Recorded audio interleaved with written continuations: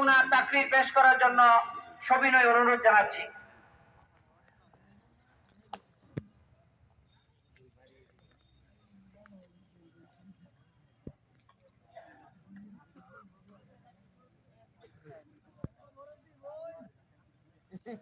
السلام عليكم ورحمة الله وبركاته.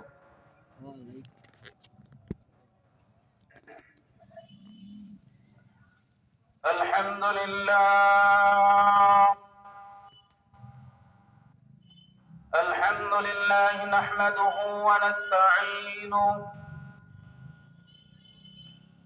ونستغفره ونؤمن به ونتوكل عليه ونعوذ بالله من شرور أنفسنا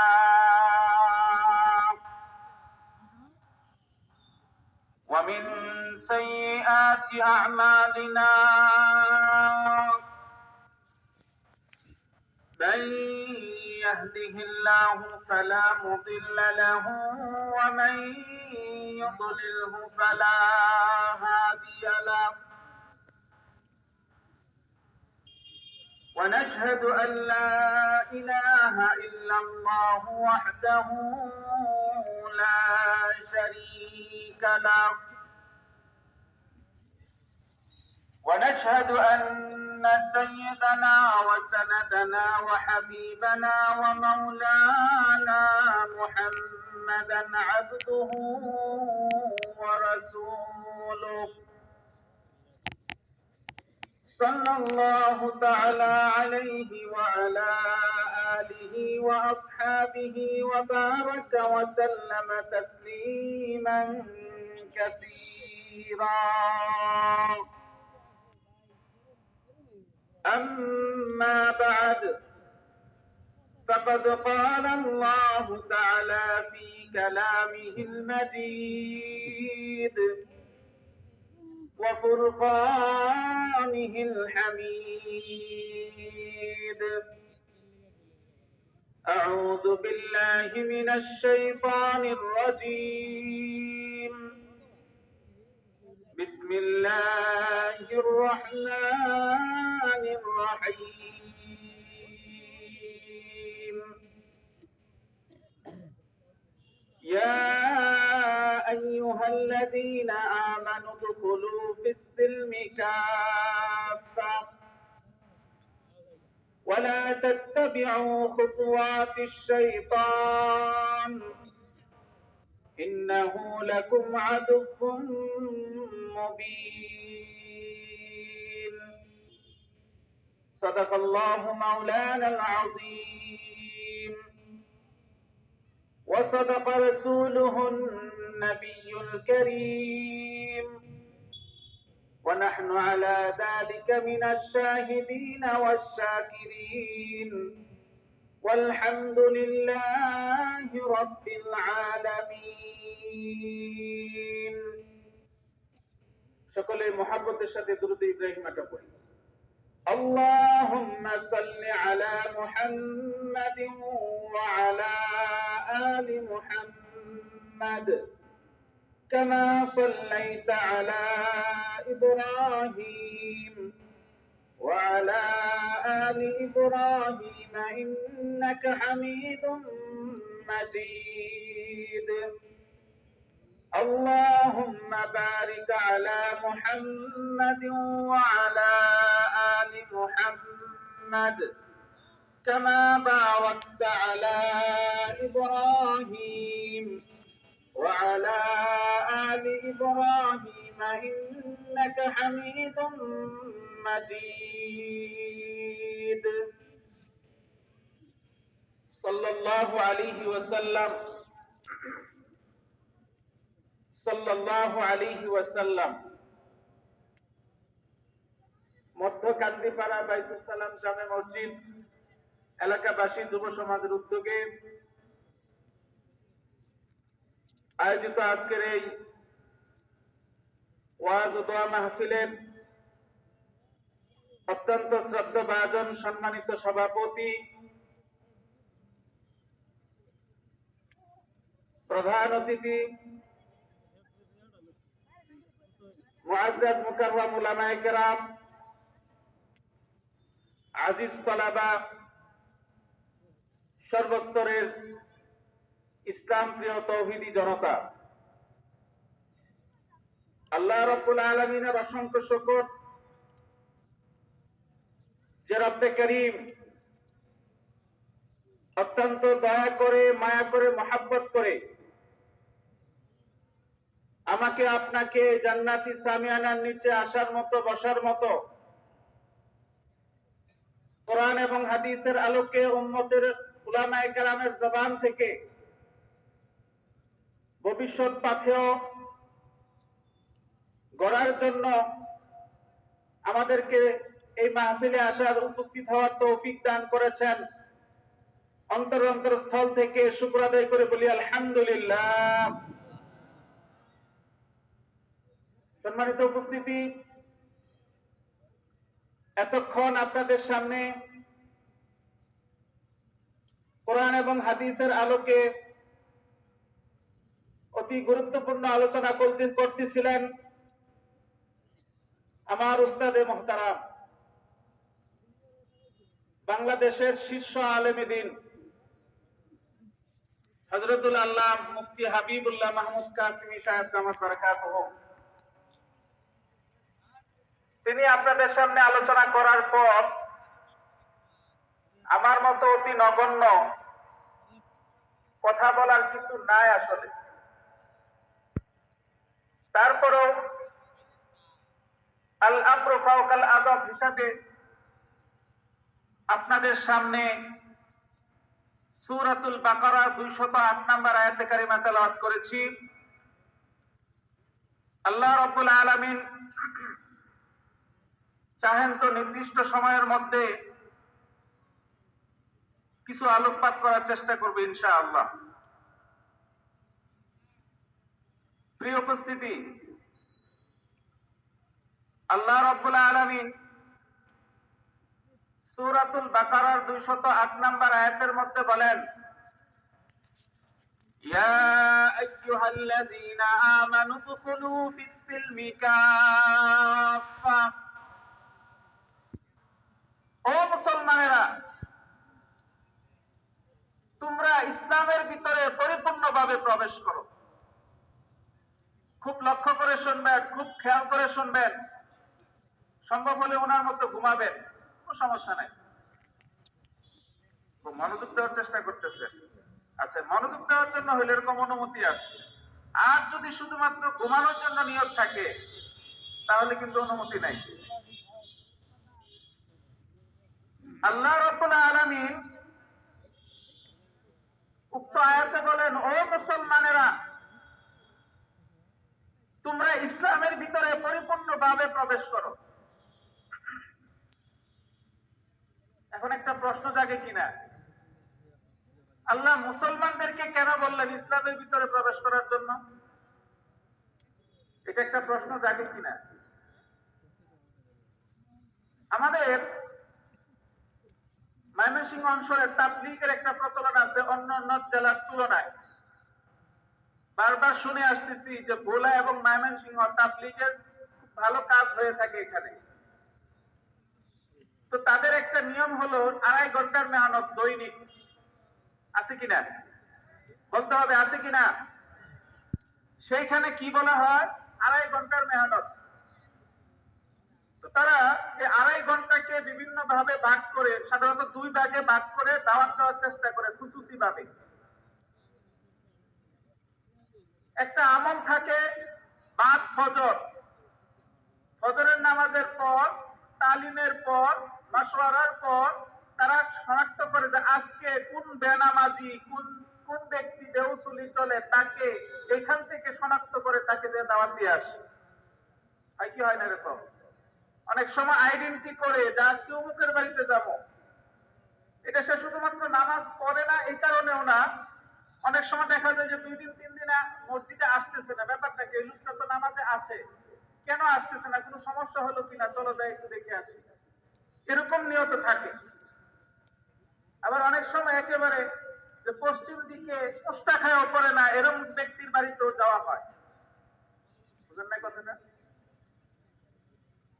তো সকালবেলার ওই তাবলিগের 2.5 ঘন্টার মেহনতের অংশ হিসাবে কখনো কখনো কারো বাড়িতে যায় দাওয়াত দেয়।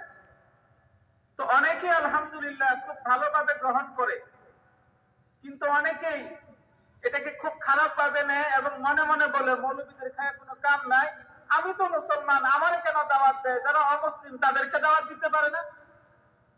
বলেন না কেন? এরকম বলে না? মুখে প্রকাশ না করলেও মনে মনে বলে।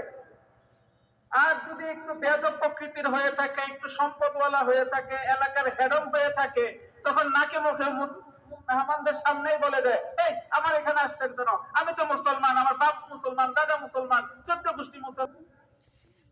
অথবা খ্রিস্টান যারা আছে তাদেরকে লক্ষ্য করে বলতে পারতেন, ইয়া আইয়ুহাল্লাযীনা নাসারা উদখুলু বিস-সিলমি কাফা, ও নাসারা সম্প্রদায়, খ্রিস্টান সম্প্রদায়, তোমরা ইসলামের ভিতরে পরিপূর্ণভাবে প্রবেশ করো, বলতে পারতেন না? অথবা এই পৃথিবীর সবচাইতে নিকৃষ্টতম জাতি, সবচাইতে বর্বরতম জাতি, যাদের হাতে তাদের উদ্দেশ্য হলো মুসলমান মেরে তাদের হাতকে রঞ্জিত করা, মুসলমান মা বোনের ইজ্জত লুণ্ঠন করা, মুসলমান শিশুদেরকে হত্যা করা, মুসলমান মুরব্বীদের উপর অত্যাচার করা, ওই বর্বর নিষ্ঠুর জাতি ইহুদি জাতি, তাদেরকে লক্ষ্য করে আল্লাহ রাব্বুল আলামিন বলতে পারতেন, ইয়া আইয়ুহাল্লাযীনা ইয়াহুদু উদখুলু বিস-সিলমি কাফা, এই ইহুদি সম্প্রদায়, তোমরা ইসলামের ভিতরে পরিপূর্ণভাবে প্রবেশ করো। এইগুলা কোনটা না বলে আল্লাহ রাব্বুল আলামিন মুসলমানকে লক্ষ্য করে বললেন ইসলামের ভিতরে প্রবেশ করার জন্য। কেন? এটা প্রশ্ন লাগতে পারে না? কথাটা বুঝছেন কিনা আপনারা? এই প্রশ্নটা কি বুঝছেন কিনা, যে আল্লাহ রাব্বুল আলামিন মুসলমানকে কেন বললেন ইসলামের ভিতরে পরিপূর্ণভাবে প্রবেশ করার জন্য? কেন বললেন তা বোঝার জন্য একটা উদাহরণ বুঝতে হবে আপনাদের। আচ্ছা, এই যে মনে করেন আপনারা এখানে বসে আছেন, প্রধান বক্তা চলে যাওয়ার পরও আপনারা বসে আছেন, আমি হাজার শুকরিয়া আদায় করি। আমি তো মনে মনে ভাবতেছিলাম হুজুর চলে যাওয়ার পরে কারের সামনে নিয়ে কথা কোনো আল্লাহ জানে। তারপরে যে আপনারা এখানে আছেন, আমি মনে মনে 1000 বার 1,00,000 বার শুকরিয়া আদায় করতেছি যে কথাটা বলার মতো মানুষ পাইছি আপনাদের। তো এই যে আপনারা এখানে বসে আছেন, কিছু মানুষ তো বাহিরেও আছে, আছে না? তো মাহফিল কর্তৃপক্ষ এখন যদি বাহিরে যারা আছে তাদের বুকে পিঠে হাতে যদি বলে, ও বাবারা, ও চাচারা, ও যুবক ভাইয়েরা, কোরআন আলোচনা হচ্ছে, হাদিসের আলোচনা হচ্ছে, আপনারা সকলে এই মাহফিলের ভিতরে যায় বসেন, এই বলাটা কি যৌক্তিক না অযৌক্তিক? বুঝেন আমার কথা? বাহিরে যারা আছে, চার দোকানে, বিভিন্ন দোকানে বা বিভিন্ন জায়গায় দাঁড়িয়ে আছে, আড্ডা দিচ্ছে, তাদেরকে যদি হাত বোলায় বলে, যান ওখানে কোরআন হাদিসের আলোচনা হচ্ছে, মেহেরবানি করে যান, একটু আলোচনা শুনে আসেন, হতে পারে একটা কথা আপনার ভবিষ্যতের পথ খুলে যেতে পারে, সঠিক রাস্তা পেয়ে যেতে পারেন, এরকম ভাবে বলে যদি তারা আপনাদের মানুষদেরকে মাহফিলে ঢুকায়, এটা কি যৌক্তিক না অযৌক্তিক? কিন্তু যদি এটা না করে আপনারা এখানে যারা বসে আছেন তাদেরকে যদি বসে বা এখানে এসে বলে, ও মাহফিলের ভিতরের মানুষেরা, আপনারা মাহফিলে ভালো করে ঢুকে দেন, বুঝলেন না মনে হয়? ও মাহফিলের ভিতরের মানুষেরা, প্যান্ডেলের ভিতরের মানুষেরা, আপনারা মাহফিলে ভালো করে ঢুকে যান, এই কথা বলার সাথে সাথে অবাক দৃষ্টি তো লোকটার দিকে তাকাবেন না? বলেন না কেন? আর মনে মনে বলবেন না, আরে সকালবেলা তো ভালো ছিল, দুপুরবেলাও তো ভালো ছিল, কখন মাথাটা নষ্ট হয়ে গেল? কথা বলেন না কেন? আরে আমি তো ভিতরেই আছি, আমাকে কেন বলতে হবে যে মাহফিলে ঢুকে যান?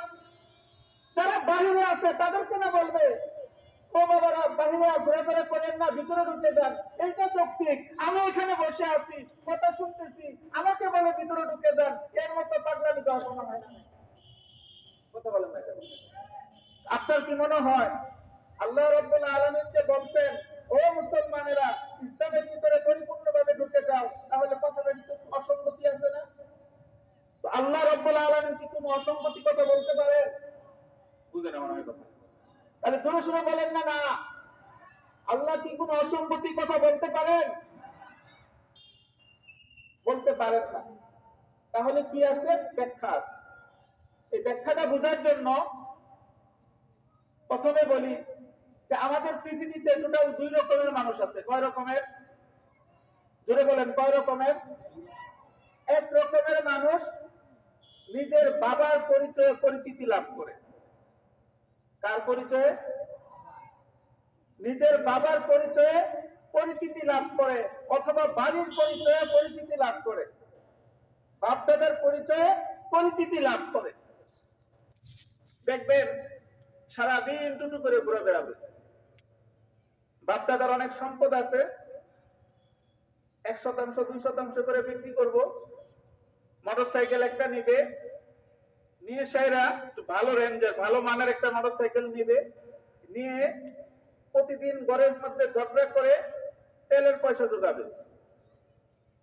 আর অভ্যাস খারাপ থাকলে গাঞ্জা টাঞ্জারও পয়সা জোগাবে। প্রতিদিন হাড়ি পাতিল ভেঙে হোক, মার সাথে কথাবার্তা করে হোক, অথবা বাবার সাথে যুদ্ধ করে হোক, ঝগড়া করে হোক, অথবা চুরি করে হোক, যেভাবে হোক নিজের তেলের এবং নাঞ্জার পয়সা জোগাবে। যুগিয়ে মোটরসাইকেল একটা নিয়ে কান্দিপাড়া টু গফরগাঁও, গফরগাঁও টু কান্দিপাড়া সারাদিন টুটু করে ঘুরবে।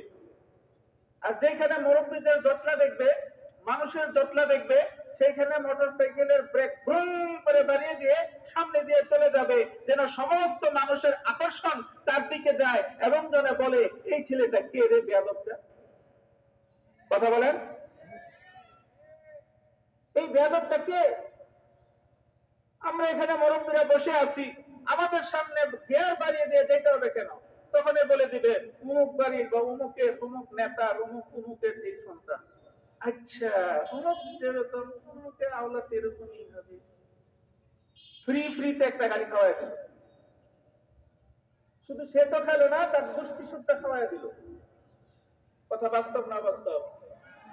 তারপরে দেখবেন এই যে আগে কিছুদিন আগে ছবি থাকতে এক প্রকারের অমুক অমুক অমুক অমুক অমুক, শেষে তার বাপখানো হলো কোনো কাম নাই বা আকাম। রিক্সাও চালায় না, ভ্যানও চালায় না, দোকানদারিও করে না, কোনো কিছু করে না। কি করে? পলিটিক্স করে। যার নাই কোনো গতি সে করে রাজনীতি। কোনো যোগ্য না, সবচাইতে অথর্ব। না শিক্ষাগত যোগ্যতা আছে, না সামাজিক যোগ্যতা আছে, কোন রকমের যোগ্যতা নাই। একমাত্র যোগ্যতা আছে বেয়াদবের যোগ্যতা আছে। আর এই যোগ্যতাকে কাজে লাগিয়ে কোন এক নেতার পিছনে পড়ে এলাকার হেডম করার চেষ্টা করে আর বাপখানা বুঝাইতে থাকে এই এলাকায় যত বিচার হবে আমার মাধ্যমে হতে হবে, এই এলাকায় যত দালালি হবে আমার মাধ্যমে হতে হবে, এই এলাকায় যত রকমের ব্যবসা করবা টেন্ডারবাজি হবে সব আমার নামে হতে হবে, তা না হলে খবর আছে। এই সাইনবোর্ডের এরকম একটা বিবৃতি দেওয়ার চেষ্টা করে। কথা বলে ঠিক কিনা? এখন আসবে আবার আরেক গ্রুপ, অমুক অমুক অমুক অমুক অমুক অমুক অমুক, মানে হলো আমি এই এলাকায় যা কিছু হতে হবে আমার মাধ্যমে হতে হবে। একটা কথা বলে দেই, সংগ্রামের মাধ্যমে আদায় করা হয়েছে স্বাধীনতা। এই স্বাধীনতা দুলিশাত করার সমত করতে দেওয়া হবে না। সামনে যদি আসতে হয়, বসতে হয়, পিঠের উপরে হাত তুলে নয়, পিঠের উপরে হাত তুলে নয়, বরং পিঠের উপরে হাত বুলিয়ে জনগণের মন জয় করে তারপরে আসতে হবে। কথা বলেন ঠিক কিনা? তারপরে আসতে হবে। নম্রভদ্র হতে শিখুন, আদব ওলো হতে শিখুন, সম্মানীকে সম্মান দিতে শিখুন, তাহলেই মানুষ মন জয় করে আপনাদেরকে আবারও